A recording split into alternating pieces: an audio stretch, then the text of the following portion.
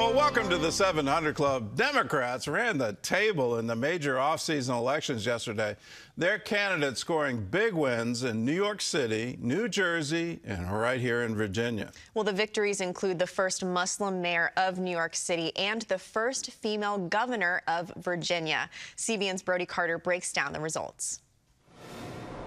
Going into election night, almost every poll forecast Democratic wins. Those predictions held true after counting all the ballots. Or as we say on Steinway, ana minkum wa ilaykum. New York City elected a self-described socialist and the city's first Muslim mayor, defeating former Governor Andrew Cuomo running as an independent and Republican Curtis Sliwa. A supporter of the boycott, divestment, and sanctions movement against Israel, he argues his criticisms are directed at Israel's government. His progressive platform includes rent freezes, free bus fare, city-run grocery stores, and universal child care. I want you to know that my goal and my intent is to serve all Virginians. In Virginia, Democrats won all 3 statewide offices, Abigail Spanberger becoming the state's first female governor after defeating Republican Winsome Earl Sears. The sweep, however, was not without controversy. Democrats elected Attorney General nominee Jay Jones, despite a controversy over text messages from 2022 in which he wrote about giving a GOP rival, quote, 2 bullets to the head. That language has no place in our discourse, and I am so remorseful for what happened. The Democratic victory in New Jersey completed the trifecta. U.S. Representative Mikey Sherrill defeated Republican Jack Ciattarelli to keep the governor's mansion blue. On CBN News election night coverage, Nathan Gonzalez of Inside Elections said the Democrat victories serve as a potential canary in the coal mine for Republicans going into the midterms. But these are states where President Trump improved his margins. And so the question that I've had coming into tonight is, how well do Republicans do when President Trump is not on the ballot? And so far, the answer is not particularly well. The midterms will be affected by California voters approving Proposition 50, allowing the legislature to redraw congressional maps ahead of the 2030 census. The move is a response to GOP gerrymandering in Texas and could shift up to 5 House seats to Democrats. Exit polls from ABC News show nearly 7 in 10 voters said the country is on the wrong track. Inflation and the high cost of living topping their list of concerns. Brody Carter, CBN News. Well, CBN's chief political analyst, David Brody, joins us now for more. So let's talk about Mamdani's victory in New York. Is this sort of the future direction? Can we expect more of this from the Democrat Party? Well, progressive Democrats sure hope so, and Republicans will hang this around the Democrats big time from a PR perspective and hope that it goes south quickly. But look, Mamdani ran on affordability. He also ran against a very flawed Andrew Cuomo, who had problems with COVID back in the day and many other issues as well. And then, of course, Mamdani was really good at social media. He smiled a lot, some calling him the smiling socialist, others calling him a communist. The point is you put it all together, and it was just going to happen in New York. And then now the question becomes, what happens from here on out? Look, I mean, this guy has no experience, Mamdani. He's got a $116 billion budget in New York, 300,000 employees in New York. He's going to need help from Kathy Hochul, the governor, who's in a re-election coming up in 2026. He's going to need help from her and state lawmakers there in Albany. Not all of this can get done on Mamdani's watch. It'll be interesting to watch, Gordon. Well, he's also going to need help from the federal government, and under Trump, I don't see that happening. It just seemed to me from the outside that he was mostly running against Trump, and even in his victory speech, he directly addressed the president and said, "I know you're watching on TV, and I have 4 words for you: turn up the volume." So how much did Trump play a role in this election in New York City? Well, in New York, I think it was more of a slam dunk. I mean, Mamdani was going to be easily the Democrat, socialist, whatever you want to call him, some call him communist candidate. So that's just going to play well in very liberal New York. It's kind of interesting here, Gordon, as I look inside, I go into my geek mode on election night, and I looked inside the numbers. The Jewish population that voted in this election was about 15%. So of the 2 million or so votes, 15% were made up of Jews in New York. Mamdani won 33% of the Jewish vote in New York. You do the extrapolation, that's about 100,000 Jews that he won. He won by 180,000. Curtis Sliwa had 146,000, the Republican nominee, or the Republican candidate, excuse me. You put all that together, you wonder if Mamdani could have lost if Sliwa had gotten out of the race and maybe half the Jewish population in New York didn't vote for Mamdani. It didn't happen, though. All right, well, let's turn to Virginia. This is a state that Harris carried in the last presidential, so I guess it shouldn't be a surprise that the Democrats ran the table. And yet, I've got to say, I am surprised, particularly with the attorney general race. So how can you explain it? With a very popular Republican governor, but that popularity obviously didn't carry over to the ticket. What happened? Well, a couple of different things. First of all, Abigail Spanberger outperformed all expectations. If you look inside the numbers, she won independents, 59% of independents she won. If you go back to 2021 with Terry McAuliffe, the last Democrat nominee, he won independents by at 45%. So she won 14% more independents. She positioned herself as a center-left Democrat, really a moderate, if you will, and that played well. I think the other portion of this is, look, Winsome Earl Sears, a couple of things happened here. First of all, she centered pretty much most of her campaign on education, on no boys in women's bathrooms and all. Well, Glenn Youngkin been there, done that. He did that in 2021. Education was the #2 issue back in 2021. This time around, Gordon, education was the #4 issue. So it didn't work for Winsome Earl Sears this time around. But I think the message, if you will, going forward is if you run a moderate center-left Democrat, whether it be in Virginia or some other certain states that are purple in nature, you're going to have some good sledding ahead if you're a Democrat. Well, I kind of geeked out over the election results in Virginia because, I don't know, I guess that's what I do.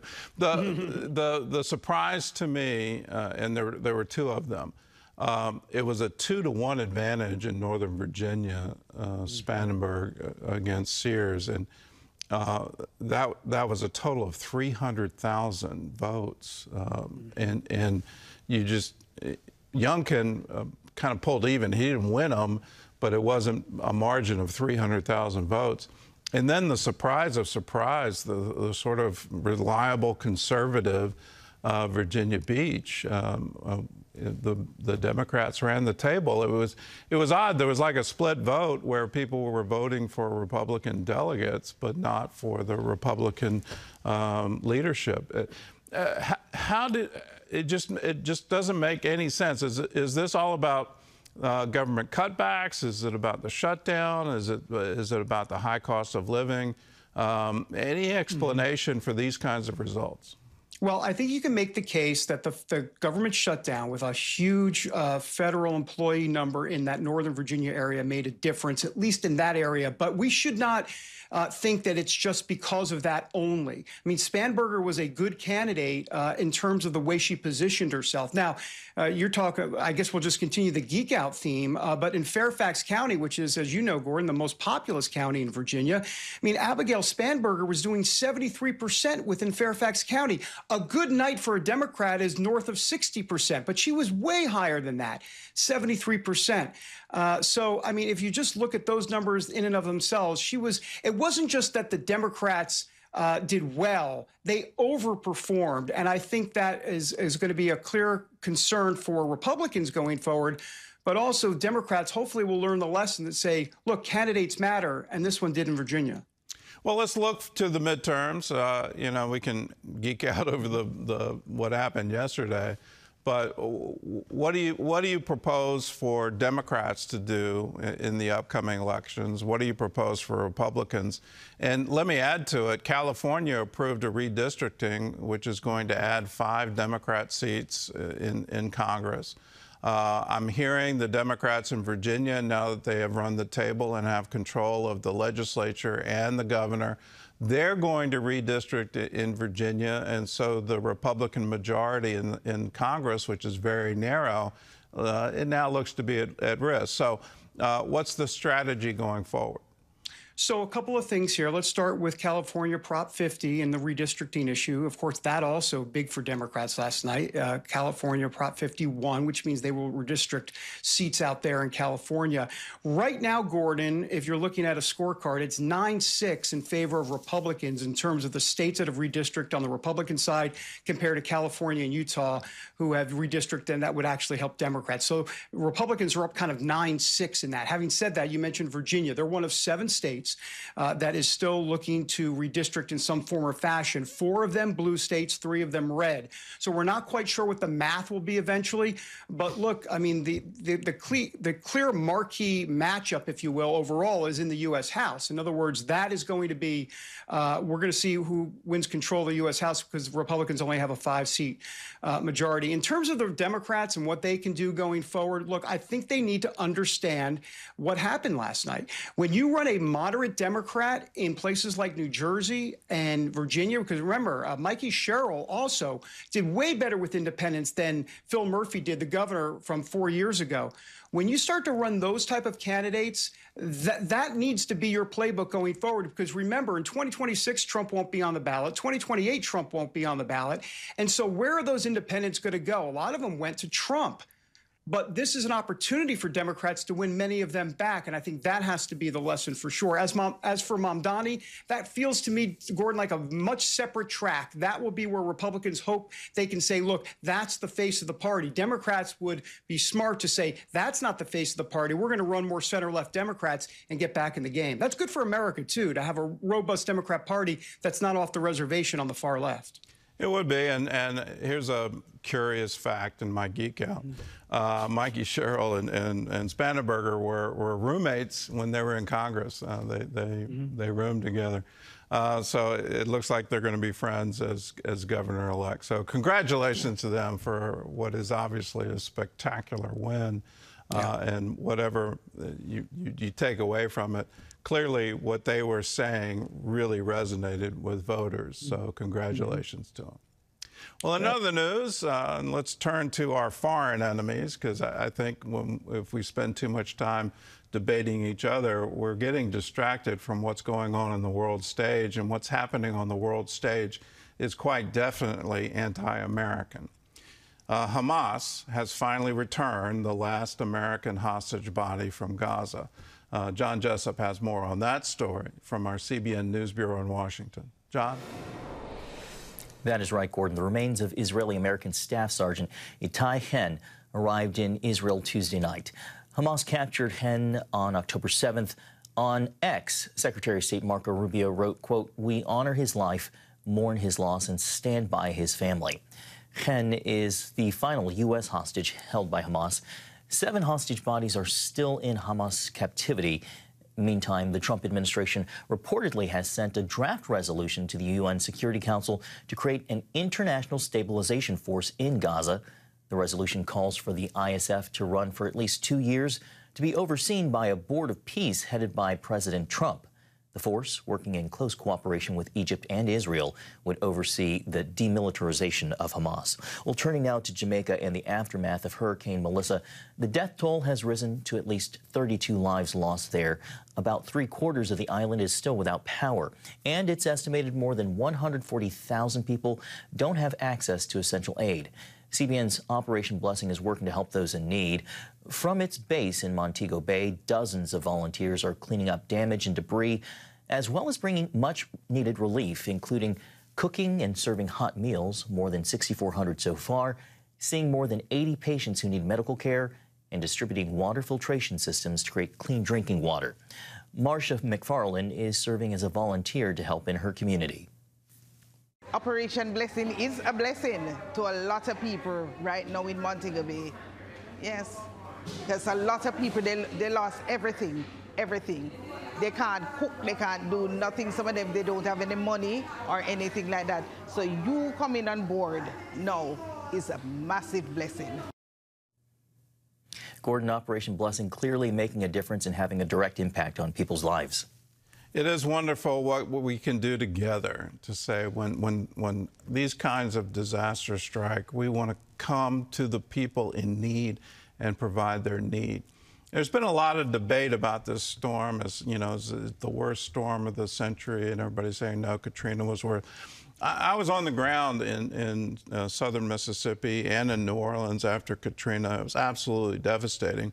In Pas-Christian, there was a town there before the storm, and there wasn't a town there after the storm. And you went to a place called Long Beach. Everything was taken down to the slab. There wasn't a single house left. But here we are in Jamaica, and people are saying, well, Katrina was worse, as if that matters. It doesn't matter to the people who don't have water and don't have a home and don't have access to food. And so how can we provide that need and stop the debate, which is the worst storm? It is horrible for what the people are going through right now in Jamaica. Let's get together. Let's help them in their time of need. Let them know we love them. God loves them. We want to be there very tangibly, helping them have the basics: light, water, food. If you want to be a part of it, call us. 1-800-700-7000. Say, I want to give to the Operation Blessing Disaster Relief Fund. You can go to the website, cbn.com. There's a place where you can designate your gift to disaster relief. Or you can write a check and send it to us at CBN Center, Virginia Beach, Virginia, 23463. We want to be there for the long term. You can also text OBDR. I can't forget text as long as Ashley's here. It's her favorite way of giving. Text OBDR to 71777. Either way, do it and be a part of it to say, yes, we want to help people in their time of need.